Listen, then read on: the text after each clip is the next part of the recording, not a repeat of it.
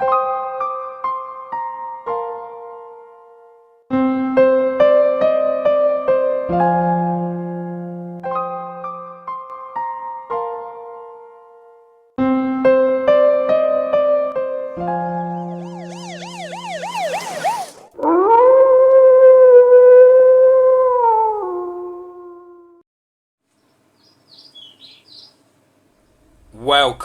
to Dead Man Talking. As promised, tonight's show is also included part 2, as we hear again from our subscriber and friend John. John has abundance of knowledge and experience dealing with many cryptids, but particularly the Dogman, as you guys may have heard in part 1 of the encounter that we put up a couple of nights ago. Great response from that as well, guys. Thank you ever so much for your questions and kind words of support. Glad you enjoyed it. I know you're going to enjoy this one even more, and I believe we've got a lot more to come from our subscriber John. Without further ado, let's get into part 2 of John's encounters with the Dogman. Let's get straight into that.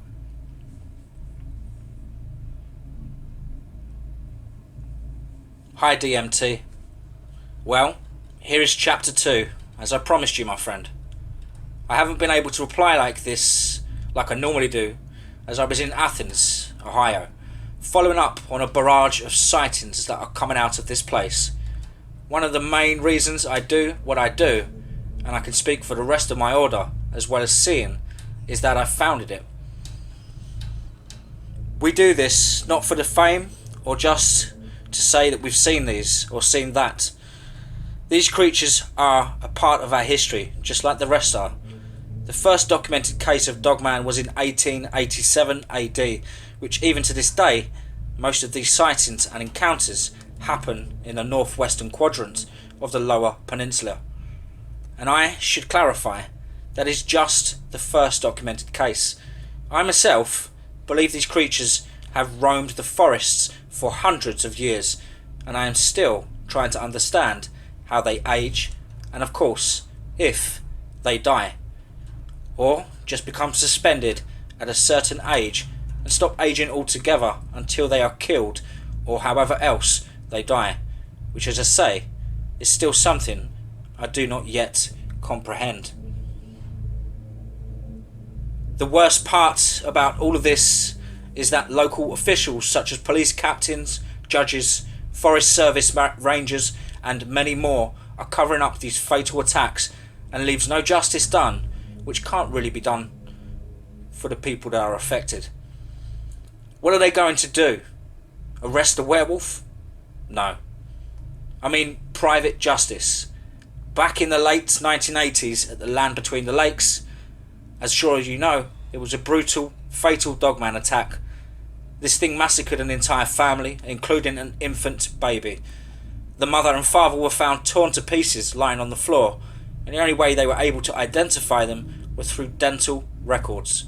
The daughter was found draped over a branch 9 feet up in a tree, with her entire bottom half missing and nowhere in sight. The infant child was gone and never to this day has been found. I called and called about this to the LBL, and they deny it ever happened. They said they don't keep records of wolf attacks. Here is why they've made a grave mistake. I said to them, wolf attack. I've never said anything about a wolf attack, and by the way, I know what really happened. You needn't lie to me, Ranger. You and I both know what truly happened to this family, and many others you all cover up down there. They denied me any records to study, and they forever banned me from the place, as I've been down there several times and was led away in cuffs the last time. So, I let that rest ever since and have moved on.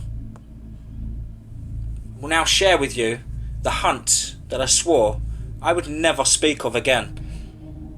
But as I have stated many times, people do indeed need to know. This hunt involves an earlier hunt that 4 of us went on and prepared for 6 months of training and close combat, as well as long distance crossbow training. We did not use plain bolts because they are ineffective, and I've seen where people think that silver doesn't work. Well, let me clarify this for all of you. Dogmen have an accelerated healing. What I mean by this, that regular lead bullets do not work. I have tried, and I thought the silver was bullshit at one time as well. But indeed, it's the only way to disable their rapid regeneration and ultimately kill them. Now, the silver, it has to be pure 0.999 or 0.9999 Argentium pure to disable their defense. Their blood is of course unique as well as their entire system. When their blood binds with the pure silver, it weakens their ability to heal in general. This is the only way to kill them, to my knowledge, because normal bullets do not work. They just look at you like nothing and walk off. Doesn't affect them at all. Anyway, more on that later. After our training session for this campaign, as we always do, we met and went over all of the evidence all of us had collected about the Adirondacks forest. How many acres it was, where the streams and creek beds are, ravines, caves and open fields. This is all extremely necessary, as they already know every turn of the forest they dwell in. Our mission was to wipe out the entire 12 that my team members and I counted on a recon mission there. Now, there are a certain plant species that will mask your scent due to the fact that I have spoken with people that have had encounters being tracked to their own home, even as far as 3 to 4 miles away from their encounter site. That is some serious olfactory sense on these creatures. On the day of the hunt we arrived at the Adirondacks. We had selected a private site where we wouldn't be disturbed. We then proceeded to assemble our plan of attack and loaded our silver hollow points, silver tipped bolts dipped in colloidal argentum, which I synthesized myself and then triple distilled for highest purity content with pure silver shavings floating in the tincture. And, of course, a little hemlock. Being careful to wear gloves while applying the hemlock tincture, as this is of course a very poisonous plant and will cause respiratory depression quite fast. We also set some gut piles of some already field dressed deer from a couple of deer hunters so that these creatures will key to them. Now it was time to begin. As I knew where their den resided, I didn't immediately go there, but I knew if my team members and I did, we would be massacred and at a disadvantage, having to take them all on at once instead of 2 or 3, which is still quite a challenge, I say. You remember what I said about them being tactical, and that's exactly what they are. They could use the same tactics, or they may have developed a new one from the last time that we done battle with them, and that's more than likely the case. So you have to anticipate that they will not be predictable. It was no more than 10 minutes, maybe that, we all heard the alpha's massive howl, alerting the others that someone was near and that someone was being us.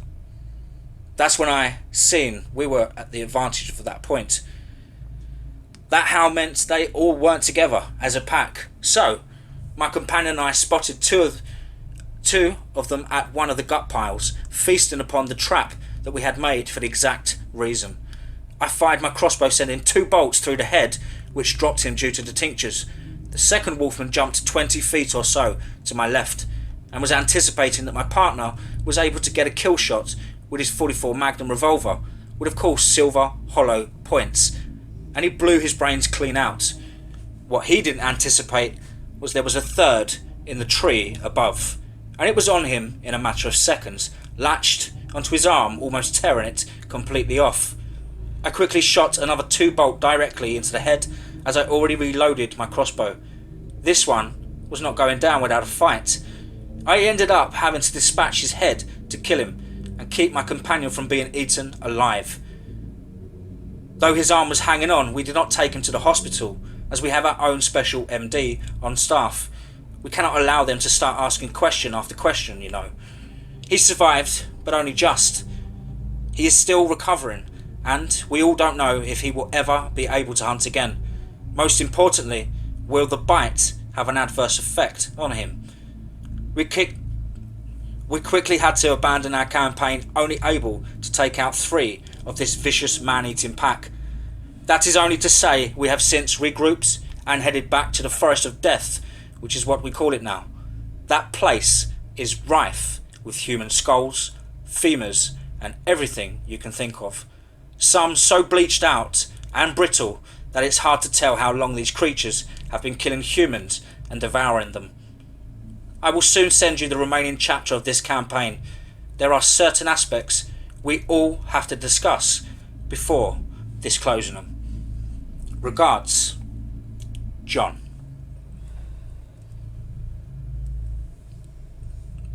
Wow, thank you so much, John, for getting that over to me so fast.